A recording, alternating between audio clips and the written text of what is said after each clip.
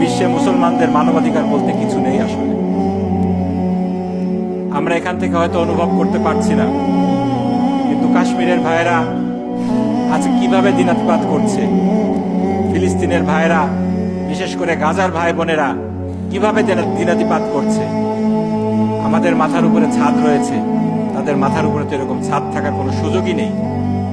যাও ছিল সেই জাহানবাদী গোষ্ঠী বোমা মেরে সমস্ত ছাদগুলাকে ধসিয়ে দিয়েছে।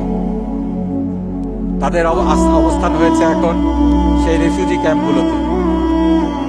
এমনই ভাবে কয়েকদিন আগে আমরা লক্ষ্য করলাম ইন্ডিয়াতে যা হলো, ভারতে মুসলমানদের যে মসজিদ মাদ্রাসাগুলা, দ্বীনি প্রতিষ্ঠানগুলাকে রক্ষার যে রক্ষা কবচগুলা ছিল, সেই ওয়াকফ সম্পত্তি যেগুলা মুসলমানরা তারা আল্লাহর রাস্তায় দান করে দিয়েছিল এই দ্বীনি প্রতিষ্ঠানগুলোকে চালানোর জন্য, সেই ওয়াকফ সম্পত্তিগুলোর উপরে এই হিন্দুত্ববাদী গোষ্ঠীর শকুনের নজর পড়েছে। তারা নতুন একটা আইন পাশ করেছে কিভাবে এই ওয়াকফ সম্পত্তিগুলোকে লুটপাট করা যায়। সেটাকে আবার ধামাচাপা দেওয়ার জন্য আমরা দেখলাম কাশ্মীরে নাটক সাজানো হলো, ইচ্ছাকৃতভাবে একটি ম্যাসাকার করা হয়েছে। এর সূত্র ধরে সেখানে আবার মুসলিম নিধন শুরু হয়েছে। যেটা বলছিলাম, মুসলমানদের জন্য মানবাধিকার থাকতে নেই। রাসূল সাল্লাল্লাহু আলাইহি ওয়াসাল্লামের হাদিস, সেখানে আমরা দেখেছি রাসূল সাল্লাল্লাহু আলাইহি ওয়াসাল্লাম বলছেন সেই জমানায় মুসলমানদের অবস্থা হবে বানে ভাষা, নদীতে ভাষা, কচুরি পানার মতো। আমাদেরকে এমনই ভাবে ট্রিট করা হবে, এমনই রূঢ় আচরণ আমাদের সাথে করা হবে। সাহাবারা জিজ্ঞেস করলেন,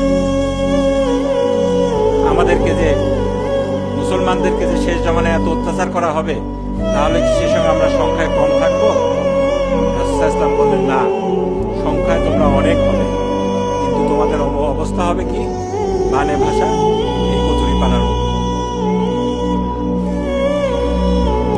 অনেকে কিন্তু আবার বলার চেষ্টা করে এই যে আমাদের এই দুঃখ দুর্দশা, মুসলমানদের যে করুণ অবস্থা সারা বিশ্বে, এটা মনে হয় আমাদের কোনো পাপের কারণে। অনেকে আবার বলার চেষ্টা করে দুঃখজনক ভাবে অমুকের আকীদা ঠিক নাই, এই জন্য তার উপরে অত্যাচার হচ্ছে। আফসোস, যেখানে আমাদের অবস্থান হওয়া উচিত ছিল যারা অত্যাচার করছে তাদের বিপক্ষে, কিন্তু কিছু সংখ্যক মানুষ বুঝে হোক না বুঝে হোক যারা অত্যাচারিত তাদেরকেই দোষারোপ করে। এই দুনিয়াতে শুধু কি মাত্র পাপের কারণে মানুষের আযাব হয়, কষ্ট হয়? মুসলমানরা কি তাদের পাপের কারণে কষ্ট পাচ্ছে?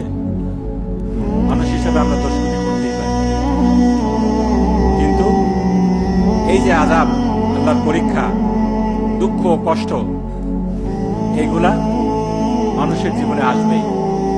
সত্য কথা হলো, যে যত ভালো মানুষ, যে যত আল্লাহর কাছের মানুষ, তার উপরে তত বেশি দুঃখ দুর্দশা আসবে। রাসূল সাল্লাল্লাহু আলাইহি ওয়াসাল্লামের একটা হাদিস, যেটা আমরা অনেকেই জানি, হযরত মুসআব রাদিয়াল্লাহু তাআলা আনহু থেকে বর্ণিত। তিনি বললেন, ইয়া রাসূলুল্লাহ, আইয়ুন নাসি আশাদ্দু বালাআ, কোন মানুষকে বেশি পরীক্ষা করা হয়, বেশি বিপদ দেয়া হয়? তিনি বললেন, আল আম্বিয়া, নবী রাসূল, সুম্মাল আমসালু ফাল আমসাল, অতঃপর যারা পরহেজগারির দিক থেকে নবী রাসূলের চাইতে বেশি নিকটবর্তী, তাদের উপরে পর্যায়ক্রমে বেশি আযাব আসে। এবং যার যত বেশি দ্বীনের প্রতি, এই দ্বীনের উপরে ইস্তেকামাত, তাকে তত বেশি পরীক্ষা আল্লাহ তাআলা করবেন। এবং এভাবে তাকে পরীক্ষা করতে করতে বিপদ দিতে দিতে এমন হয়ে যায় যে তারা যখন এই দুনিয়ার বুকে চলাফেরা করে, তখন তারা পাপ শূন্য অবস্থায়, মাসুম অবস্থায় চলাফেরা করে। আল্লাহ তাআলার পরিষ্কার ঘোষণা, ওয়ালানুআযাবিন্নাকুম বিশাইইম মিনাল খাউফ, তোমাদেরকে অবশ্যই অবশ্যই আমি পরীক্ষা করব। কি দিয়ে? ভয় দিয়ে। খাউফুম মিনাল জু' ওয়া নাকসুম মিনাল আমওয়ালি ওয়াল আনফুসি ওয়াস সামারাত, এবং ধন সম্পত্তি, প্রাণহানি, এগুলা দিয়ে আমি তোমাদেরকে পরীক্ষা করব। তাদখুলুল জান্নাহ, তোমরা কি ধরে নিয়েছো তোমরা এমনি এমনি জান্নাতে প্রবেশ করবে? ওয়ালাম্মা ইয়ালামুল্লাহুল্লাযীনা জাহাদু মিনকুম ওয়া ইয়ালামাস সাবিরিন, আর আল্লাহ তাআলা জানবেন না যে তোমাদের মধ্যে কে কারা জিহাদ করলো আর কারা ধৈর্য ধারণ করলো। একইভাবে এই পরীক্ষাটা, দুঃখ দুর্দশা, এটা পর্যায়ক্রমে সকলের কাছেই আসবে, ভালো মানুষ হোক খারাপ মানুষ হোক। আল্লাহ তাআলা বলছেন, ইয়ামসাসকুম কারহুন ফাকাদ মাসাল কওমা কারহুম মিসলুহু, আজকে তোমাদের উপরে যদি দুঃখ দুর্দশা এসে থাকে তাহলে অতীতে তোমাদের শত্রুপক্ষের উপরেও দুঃখ দুর্দশা এসেছিল। ওয়া তিলকাল আইয়ামু নুদাউলুহা বাইনান নাস, এবং এই দিন রাত্রিগুলোকে আমি এভাবেই আবর্তিত করে থাকি। দীর্ঘ 16টি বৎসর আমাদের উপরে ফ্যাসিবাদ চেপে বসেছিল। অনেকে আমরা মামলা হামলা অনেক ধরনের দুঃখ দুর্দশায় নিপতিত ছিলাম। আজকে যারা জালেম ছিল তারা কোথায়? তাদের উপরেও তো আজকে দুঃখ দুর্দশা এসেছে, আসে নাই? অবশ্যই এসেছে। তো আল্লাহ তাআলা এটাই বলছে। সম্মানিত হাজিরিন, যেটা বলছিলাম, আজকে সমগ্র মুসলিম বিশ্ব আমরা যে এতিমের মতো বিশ্বের বিভিন্ন দ্বারে দ্বারে ঘুরছি, মার খাচ্ছি, অপমানিত হচ্ছি, আমাদের কোনো মানবাধিকার নেই, এটা মনে করার কোনো কারণ নেই। এটা আমাদের কারণেই হয়েছে, আমাদের দোষকুটির কারণে হয়েছে, বরং এটা আল্লাহ তাআলার পরীক্ষা। এই পরীক্ষা যেটা আল্লাহ তাআলা আমাদেরকে দিলেন, এই পরীক্ষার থেকে পরিত্রাণের উপায় কি, কিভাবে এখান থেকে রক্ষা পাওয়া যাবে? যদি রক্ষা পাওয়া নাও যায়, দুনিয়াটা ক্ষণস্থায়ী জীবন, এই জীবনটা চলে যাবে। পরীক্ষার মধ্যে দিয়ে যদি জীবনটা কেটেও যায়, এই পরীক্ষায় কিভাবে পাশ করা যাবে? পাশ করে কাল কিয়ামতের ময়দানে আল্লাহ তাআলা কাছ থেকে পুরস্কার বুঝে নেওয়া যাবে, এই বিষয়টি হওয়া উচিত আমাদের বিবেচ্য বিষয়।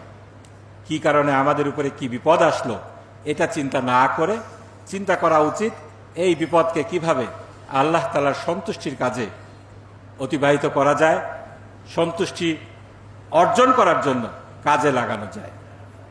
আল্লাহ তাআলা বলছেন, যেখানে বলছেন তোমাদেরকে পরীক্ষা করা হবে, সেখানেই বলছেন ওয়াবাশশিরিস সাবিরিন।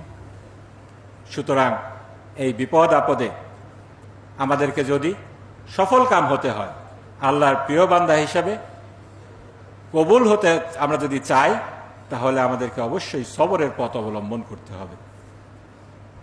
আল্লাহ তাআলা সূরা আলে ইমরানে আলো বলছেন, বালা ইন তাসবিরু ওয়া তাত্তাকু ওয়া ইয়াতিকুম মিন ফাওরিহিম হাযা ইউমদিদকুম রাব্বুকুম বিখামসাতি আলাফিম মিনাল মালাইকাতি মুসাউমিন।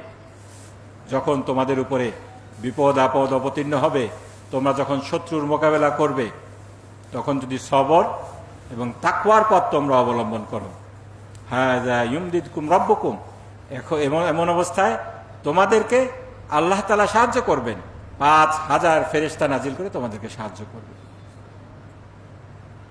আরেক জায়গায় আল্লাহ তাআলা বলছেন, লাতুবলাউন্না ফি আমওয়ালিকুম ওয়া আনফুসিকুম, তোমাদেরকে জান মাল দিয়ে পরীক্ষা করা হবে। ওয়ালা তাসমাউন্না মিনাল্লাযীনা উতুল কিতাবা মিন ক্বাবলিকুম ওয়া মিনাল্লাযীনা আশরাকু আযান কাসীরা, আহলে কিতাব এবং মুশরিকদের থেকে তোমরা অনেক কষ্ট পাবে।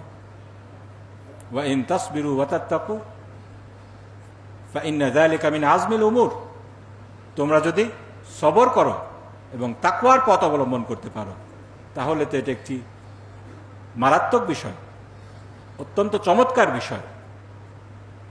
সুতরাং এই বিপদ আপদে যখন আসবে, তখন আমাদেরকে এটা আল্লাহর পক্ষ থেকে আযাব মনে না করে প্রথমত পরীক্ষা মনে করতে হবে, এবং এই পরীক্ষায় আমরা যদি উত্তীর্ণ হতে চাই, তাহলে আমাদেরকে সবর এবং তাকওয়ার পথ অবলম্বন করতে হবে। যারা সবরের পথ অবলম্বন করেন তাদের জন্য আল্লাহ তাআলা সুসংবাদ লিখে রেখেছেন। ছোট বিষয় থেকে শুরু করে বড় বিষয়, পারিবারিক বিষয় থেকে শুরু করে সামাজিক রাষ্ট্রীয় বিষয়, যে কোনো অবস্থায় যারা সবর করবে তাদেরকে আল্লাহ তাআলা অত্যন্ত অত্যন্ত মহান পুরস্কারে ভূষিত করবেন। একটা হাদিস আপনাদেরকে শুনিয়ে আমার বক্তব্য শেষ করবো ইনশাআল্লাহ। যাদের প্রিয়জনকে আল্লাহ তাআলা তাদের কাছ থেকে নিয়ে যান, তারপরে যখন তারা সবর করে, তাদেরকে আল্লাহ তাআলা কিভাবে পুরস্কারে ভূষিত করেন তার বর্ণনা এই হাদিসটিতে এসেছে। যখন ফেরেশতারা কারো ছোট বাচ্চাকে তার জান কবজ করে ফেলে, তখন আল্লাহ তাআলার কাছে যখন ফেরেশতারা হাজির হয়, তখন তাদেরকে বলা হয় যে তোমরা কি আমার বান্দার কলিজার টুকরাকে জান কবজ করে নিয়ে এসেছো? তারা বলবে জি। তখন তাদেরকে জিজ্ঞেস করা হবে, আমার বান্দাদের কি অবস্থায় তোমরা রেখে এসেছো, কেমন দেখলে তাদেরকে? যখন বলা হবে যে তারা সবর করেছে, তারা ধৈর্য ধারণ করেছে, আল্লাহর ফয়সালা তারা মেনে নিয়েছে, তারা আলহামদুলিল্লাহ পড়েছে, তখন আল্লাহ তাআলা বলবেন আমার ওই বান্দাতির জন্য জান্নাতে একটি ঘর তৈরি করে দাও। এই ঘরের নাম হবে বাইতুস সবর। জান্নাতে একটি ঘর তৈরি করা হবে তার জন্য, এই ঘরের নাম রাখা হবে সবরের ঘর। সুতরাং আমাদের উপরে যেই বিপদ মুসিবতে আসুক, আমরা যদি সবরের পথ অবলম্বন করি, আল্লাহর ফয়সালা মেনে নেই, তাকওয়ার পথ অবলম্বন করি, আমাদের জন্য পরকালে অপেক্ষা করছে অত্যন্ত চমৎকার খুশির একটি মুহূর্ত। আল্লাহ তাআলা বলছেন কুল্লু নাফসিন যায়িকাতুল মাউত, প্রত্যেক মানুষকেই মৃত্যুবরণ করতে হবে। ফামান যুহজিহা আনিন নারি ওয়া উদখিলাল জান্নাতা ফাকাদ ফাজ, যাকে জাহান্নামের আগুন থেকে মুক্তি দেয়া হবে এবং জান্নাতে প্রবেশ করানো হবে, সেই তো সফল কাম। ওয়ামাল হায়াতুদ দুনিয়া ইল্লা মাতাউল গুরুর, আর এই দুনিয়ার জীবনটা খেলতামাশার মতোই অল্প দিনে ফুরিয়ে যাবে। সুতরাং হাজিরানে মজলিস, আমাদেরকে এই দুনিয়ার পরীক্ষায় উত্তীর্ণ হতে হলে, এই যে বিপদ মুসিবত আমাদের চলছে, এই বিপদ মুসিবতে আল্লাহ তাআলার নিকটবর্তী হতে হলে, আল্লাহর রেজামন্দি হাসিল করতে হলে, দুনিয়ার সাফল্য পেতে চাইলে, আখেরাতের মুক্তি পেতে চাইলে আমাদেরকে অবশ্যই সবর এবং তাকওয়ার পথ অবলম্বন করতে হবে ইনশাআল্লাহ। তাহলেই আল্লাহ তাআলার সাহায্য আসবে। আমাদেরকে আল্লাহ তাআলা দুনিয়াতে এবং পরকালে মুক্তি এবং সাফল্য দান করুন। ওয়া আখিরু দাওয়ানা আলহামদুলিল্লাহি রাব্বিল আলামিন। যারা সুন্নত পড়েননি, সুন্নত পড়ে নিন।